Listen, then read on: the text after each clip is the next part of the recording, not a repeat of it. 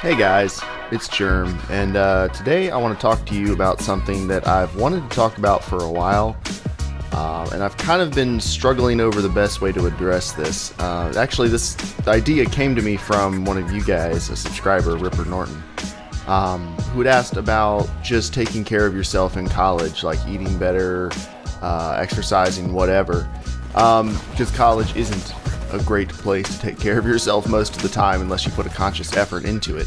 But I struggled with how to make this video, and this is actually going to be the first part of a multi-part series. I struggled with it for a while because I don't feel like I'm the best role model when it comes to taking care of yourself.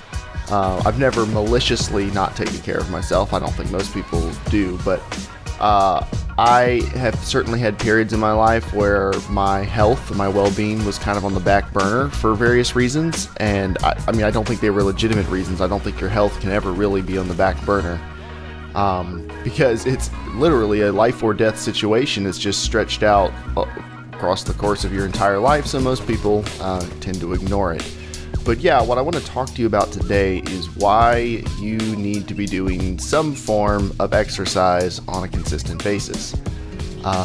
It is the undeniable truth of your body that it is either getting stronger or it's getting weaker. It's either being fortified or it is breaking down. And that's not just like some fitness mumbo jumbo, that's just how your body works. When your muscles atrophy, when they aren't used, they waste away. I mean, that's just how it is. Muscle atrophying, in case you don't know what it is like where your muscles just get smaller and weaker and yada yada yada. They're less effective. They do less. They're capable of less. And they do this because they aren't getting used. If you have a job like mine, granted I work for myself, but most of my work involves me sitting in front of my computer, and then, wouldn't you know it, my favorite leisure activity, or one of my favorite leisure activities, is also done in front of my computer, and that's gaming. And then spending time with my wife quite frequently is us sitting on the couch together. So I could easily spend, over 3/4 of my waking day sitting in a chair in front of a screen. And that is not good for my muscles. To those of you who work office jobs, those aren't good for your muscles either. You have poor circulation when you're sitting in a chair all day, or laying down, or whatever else. I don't know what job you'd be doing laying down, except the obvious choice, hey-o. But, if your muscles aren't getting worked, they will waste away. And the thing is, it happens so gradually that most people don't notice, and that's how it sneaks up on people. It's not like, you're sitting there and one day you can lift 2 books in the air, and the next day you can only lift 1 because you didn't lift the 2 books enough times. It's not like that, but it's gradual. If you want proof of this, look at old people. Old people, you can definitely tell who takes care of themselves and who didn't. And it's not taking care of yourself doesn't mean, again, that they were doing something bad to themselves intentionally. It just means they weren't proactive about taking care of themselves.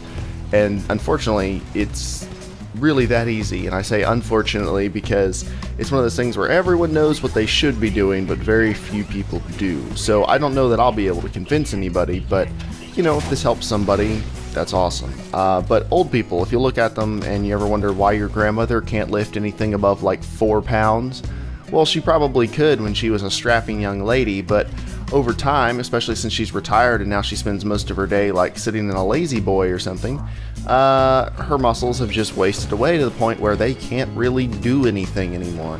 And that's the same thing that's going to happen to you. The longer you don't work your muscles, the weaker they get. It happens so gradually you won't notice a difference day to day, but you will notice a difference when a couple years have gone past. Good example. And this is one of the times where I did take really good care of myself. When I was about 15 and 16, I did competitive swimming and I did long distance running. And I was about 6'4", or no, not 6'4", sorry, 6'3". I'd finished growing and I weighed about 170 pounds. So I was a pretty lean 6'3", but I was a swimmer and a runner, and they don't tend to be the bulkiest of people unless you're like an Olympic swimmer, but even them, they're not that bulky compared to like powerlifters and, you know, football players and stuff. But I weighed about 170 pounds, and I could bench press 225, which is really good for someone who's 170 pounds and 6'3". I mean, it's not insanely good, but it's good. I was in good shape. I could run for miles and be barely winded. I could swim, you know, each swim practice we'd swim probably half to 3/4 of a mile. And, you know, I could do that not super easily, but, you know, I could do it, which is a lot farther than most people can swim. I was just in really good shape. I didn't really have any body fat on me. I could eat anything I wanted because I was working it off so quickly. And I kind of got used to that. And then when I stopped doing swimming and running, I started working landscaping for a couple years before I went to college. And I started putting on weight slowly. And you guys have probably heard me talk about before. That's when I got addicted to caffeine, started eating terribly, yada, yada, yada. Definitely was not taking care of myself. But I started gaining weight, and then I went to college and I became much more sedentary, and that has really cost me. Fast forward to today, about 8 or 9 years after I could bench press that much weight.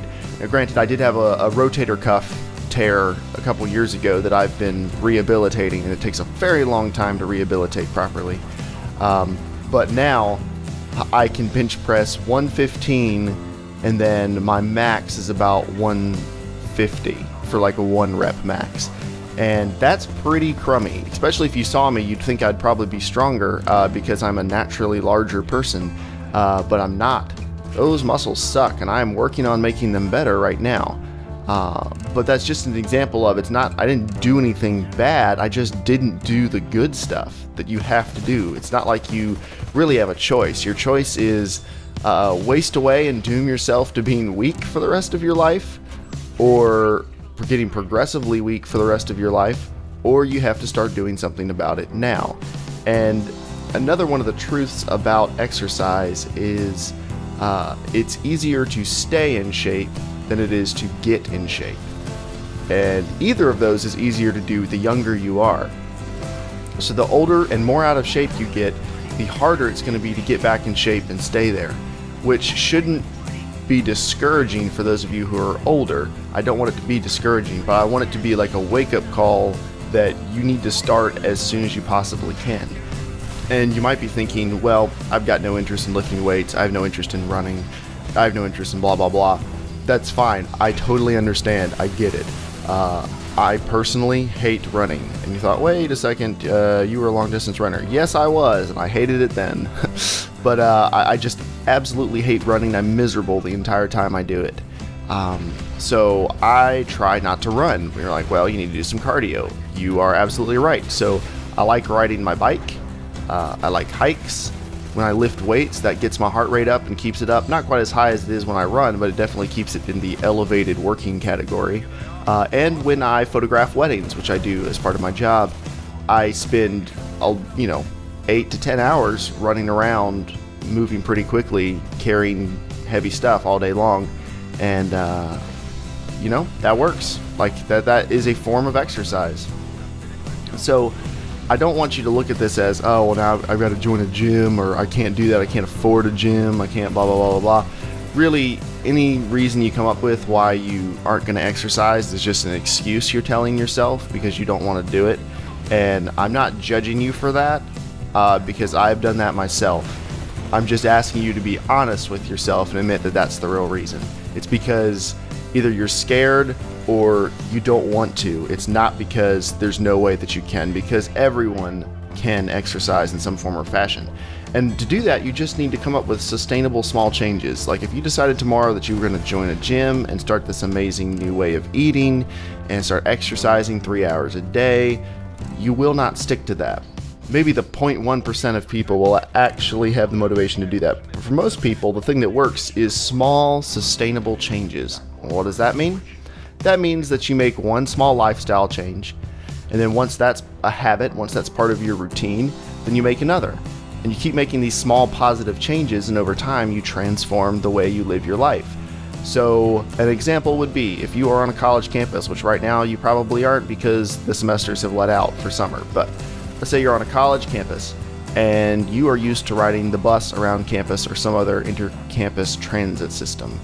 Maybe start walking everywhere. And if you're like, well, I don't have time to get, like, it's going to take too much time. Well, maybe it's worth it.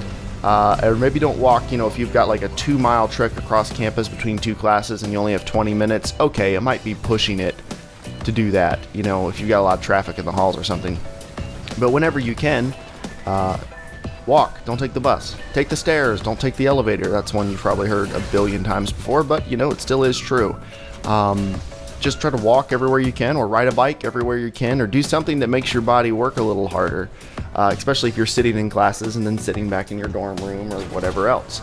There's nothing wrong with leisure, but make sure leisure comes after taking care of yourself, because you're going to be stuck with this body for literally the rest of your life, and it would kind of be a shame to just ignore it. But yeah, for sustainable small lifestyle changes, I can't tell you exactly what you need to do for your life, but if you wanted to leave a comment, I would certainly help you brainstorm. I'm a big believer in everyone being able to do something no matter what their life situation is. I mean, you know, if you wrote to me and you're like, hey man, you don't understand, I have no legs. Well, you can still work your upper body, you can still work your core, you can do pull-ups, you know, just throwing stuff out there. There isn't really any scenario in which you can't do something to take care of yourself physically. So that's what I would highly recommend you start thinking about doing. And again, I'm not judging anyone who hasn't really done a good job of this, because there's been times in my life when I really haven't. So I can't stand here as some like fitness guru.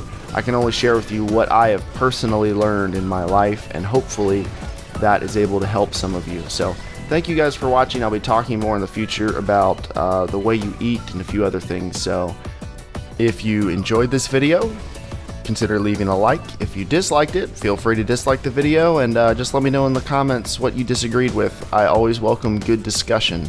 So thanks for watching, and have a great day.